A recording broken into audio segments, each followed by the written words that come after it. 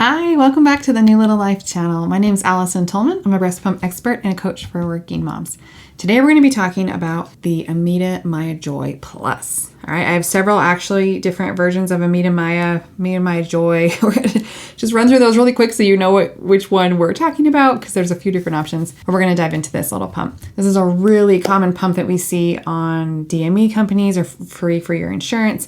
It's because it's really affordable, and Ameda is a really big name in the breast pump world, and they've been around for a long time. So there are some limitations of this pump, and we're just going to kind of walk through all of that today. If you already have this pump and are looking to work with it, we'll also kind of run through a few things that might help you use it a little bit more effectively, talk about some pros and cons. I'll give you my thoughts and suggestions here too. If you're new to our channel and pumping is going to be part of your life, please make sure you take a moment to subscribe. This channel is completely pumping focused. We do tend to focus on working moms and those going back to the workplace, but anyone who's pumping is welcome here. If you are a working mom and you kind of want the high touch hand holding of working with me and my team long term to kind of balance pumping and your life in kind of a coaching setting, there's a link down below to learn more about that. Let's dive into this pump though. So I actually have several different versions of this pump here. This is the Ameda Mya.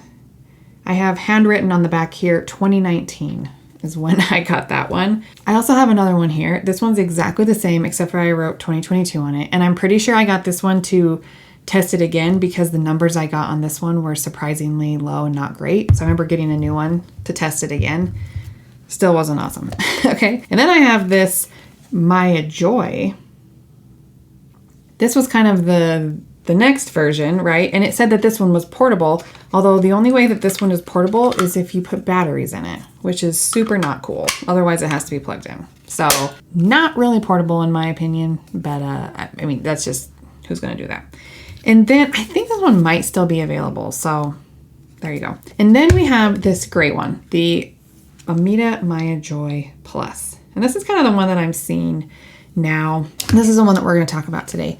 There's actually a couple other videos on the channel done by Jessica Anderson who talked about the difference between these two, especially when they first came out. And there's another great one on the Flange kit, which we're going to talk about in a second. Both of those will be down below for you. Okay, let's dive into this pump. This is a really affordable, portable pump. All right, it's kind of a mouthful. But like I said, I do see it a lot for free on insurance or things like that. So a lot of you are ending up with this pump.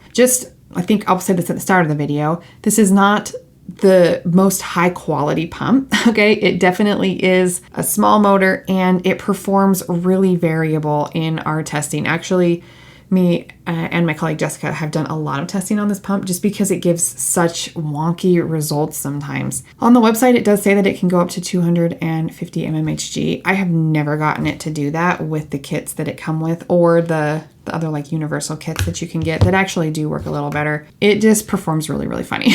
I did actually get up to 250 yesterday when I was running this pump through testing again, just because the data that I get from it is so weird. So I actually ran it through a whole full set of testing again yesterday just to make sure that I'm giving you the right information because it just, I don't know. Anyway, let's talk through it though. Let's figure out what it's doing because honestly, this pump is not hard to use. So we're not even going to spend that much time on figuring out how to use it because it is so simple. Okay. You've got the time up there. You turn it on. It starts in, what do they call it? Stimulation. Great. That's my preference. Stimulation mode. You've got multiple levels for the vacuum. I think 6 levels in stimulation mode. The cycle speeds on this one were actually pretty high, which I like to see. So they started at 120 on the lowest vacuum and then went down to 80, all of which are still faster than the Spectra. So I like faster cycle speeds. That's a pro for this pump. You can either wait 2 minutes for it to auto switch or you can push this little mode button to switch into expression. And then you find your highest comfortable vacuum. Okay. And the cycle speeds in expression mode, let me double check, are like 66 at the fastest down to 25. Okay. So there's that. The suction on the other hand is the funny part. Okay. So when I use the kit that it comes with, it does weird things. Okay. So when I was doing single breast pump testing, it maxed out the level at like level 5. Okay, so it got up to like 190 on level 5 and then it just stayed there for the rest of the 6 or 7 levels that it had, which is very weird. The speed went down, but the suction did not go above that, which I thought was really odd. The biggest factor there is this backflow protector, okay? That's a little And again, they have like their unique kit. I don't know why they changed what was already working with the more standard style, but they got to do their own thing. This is just really flimsy. Okay. Oops. And what I noticed is that it would get up to that section and then the pump sounded like it was trying to go higher, but this was already totally compressed and it would just stay there and release again. All right. We've tested them with kind of the kit that it comes with. And then Ameda also makes a universal kit. It looks identical, but for some reason the backflow protector is more sturdy in that kit and the suction does perform better. I don't know. Hopefully they've kind of fixed that. And I think I got this pump like maybe, I don't know, 6 to 8 months ago. So it is, it's not like the absolute newest model, but hopefully they fixed that because the backflow protectors are causing weird stuff in the suction. So I hooked it up to my Spectra style flange. Okay. Has that more firm. Again, this backflow protector is a lot more firm. All right. And I could get better suction, more reliable suction. I will say when I did test it on the double pumping, even with this one, the suction was a little bit, not higher, but it did go up slower in a more upward curve instead of coming here and then leveling off totally. The Spectra, I was able to get a little bit better suction using this kind of style flange as well.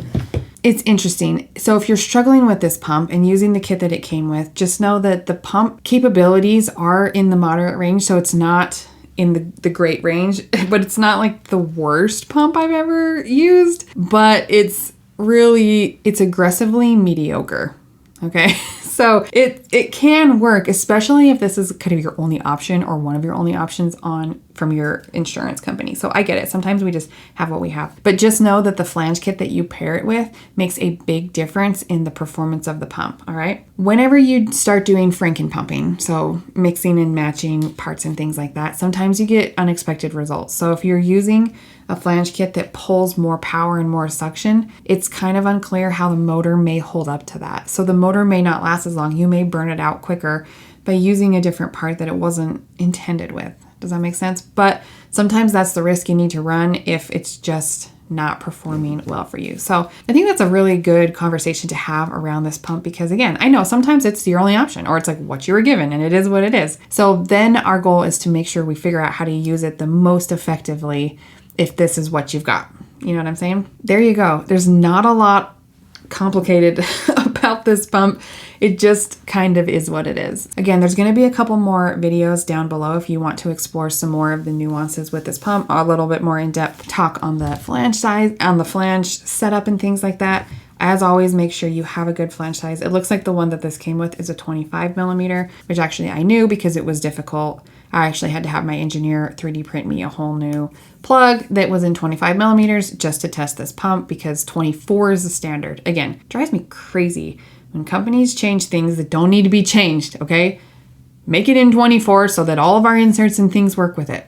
Drives me nuts. So you will need to use the inserts that are from Ameda or just get a new flange kit if that's easier for you because 25 is probably not your size. The amount of people I've sized in a 25 millimeter flange, I can count on one hand and I don't even probably need all my fingers. So there you go. There's the Ameda Mya Joy Plus. Again, there'll be more information down below for you. If you've used this pump, if you struggle with this pump, if you've loved this pump, please tell us in the comments because our data only goes so far. We really need to pair it with user reviews. We also have a really fun Facebook group where this is all we do. We just talk about breast pumps, how they work, how you like them, what kind of hacks are we doing, things like that. So that Facebook group is really fun. All right. Good luck to you, especially if you're using the Ameda Mya Joy Plus, and happy pumping.